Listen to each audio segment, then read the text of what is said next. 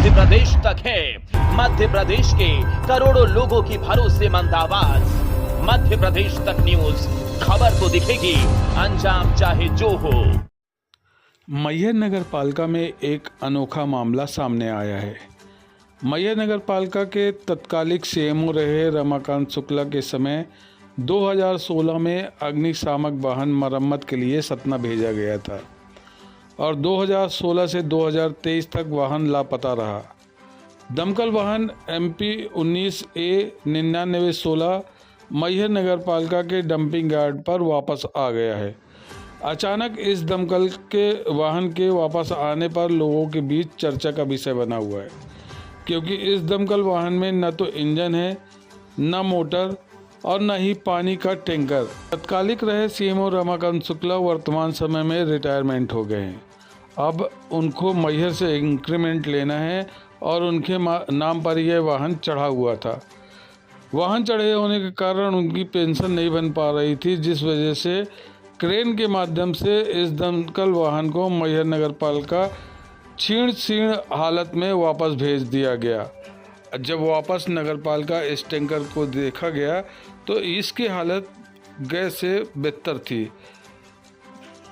वहीं स्वास्थ्य विभाग के प्रभारी आकाश अग्रवाल ने बताया कि मेरे समय में ये वाहन नहीं था। अब ड्राइवरों के द्वारा जानकारी लगी है कि ये वाहन सतना बनने के लिए भेजा गया था और तब से अभी तक वो बन नहीं पाया था। ये क्या मामला है? फायर ब्रिगेड, पुरानी फायर ब्रिगेड जो नगर पालिका से लापता हो गई थी, आज अचानक यहाँ दिख रही है, क्या मामला है ये? इसके बारे में हमको तो ज़्यादा उस समय जब जान गई थी यहाँ से, तब उस टाइम पर हम उपस्थित तो थे नहीं, लेकिन उस टाइम के जो ड्राइवर थे तो विजय पांडे और जलील खान जो दो ड्राइवर थे, उनसे जानकारी मिली है कि उस समय नई फायर ब्रिगेड आ गई थी। तो जलील खान नई फायर ब्रिगेड में थे और विजय पांडे पुरानी फायर ब्रिगेड में थे। विजय पांडे को बद्री सिंह जी जो तत्कालीन हमारे यहाँ शाखा में नगर पालिका में थे, उन्होंने बोला कि सीएमओ साहब गाड़ी की चाबी मांग रहे हैं, गाड़ी जाना है सतना बनने के लिए, तो तुम ला के चाबी दे दो। विजय पांडे जी ने ये भी बोला कि फायर ब्रिगेड का मुझसे चाबी ले रहे हैं तो मुझे कुछ लिखित में दे दीजिए ताकि कल से मेरी तनख्वाह वगैरह कुछ ना कटे। तो विजय पांडे जी से बद्री सिंह ने कहा कि सीएमओ साहब मांग रहे हैं चाबी, तुम उनसे मांगोगे, दैनिक वेतनभोगी होगे। तो विजय पांडे चुपचाप से एक दैनिक वेतनभोगी होने के कारण छोटा कर्मचारी पर चाबी दे दिए। उसके बाद उनके अनुसार जानकारी जो उन्हें मिली, ये फायर ब्रिगेड टोचन करके सतना ले जाई गई। चलते हुई गाड़ी की चाबी दी थी उन्होंने, लेकिन टोचन करके सतना ले जाई गई 2016 में। और उसके बाद रमाकांत शुक्ला जी जो हमारे तत्कालीन सीएमओ साहब थे, उनका ट्रांसफ़र हो गया यहाँ से।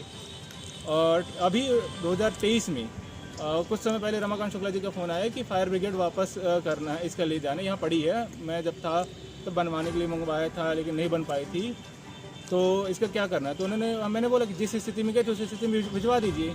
तो 5 दिसंबर को लगभग शाम को 4:30-5 बजे ये फायर ब्रिगेड यहाँ कार्यालय में आई। तो उस समय जो भी उपस्थित थे कर्मचारी, मैं था, जो क्रेन में लटक के आई थी सानू क्रेन सर्विस वाले, उसके दोनों कर्मचारी, हमारे यहाँ के और कर्मचारी अशरफ अली। और जब आई थी उस समय आने के कुछ समय बाद हमारे यहाँ संतोष सोनी सांसद प्रतिनिधि जी भी आ गए थे और सूर्य प्रकाश भैया जनप्रतिनिधि, जावेद खान जी वार्ड पार्षद वार्ड नंबर 8, ये सभी उपस्थित हो गए। और इनके सामने मौका पंचनामा बनाया गया कि फायर ब्रिगेड आई है।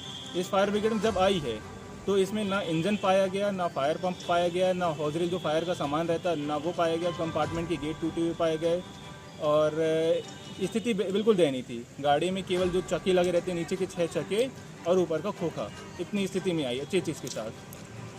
लगभग कितने लागत की एम्बुलेंस फायर ब्रिगेड थी? ये अभी के समय वर्तमान स्थिति में 28 से 30 लाख रुपए लागत की है।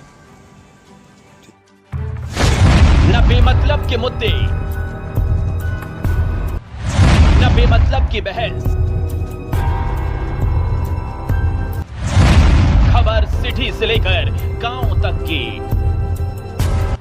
संसद से लेकर सड़क तक की,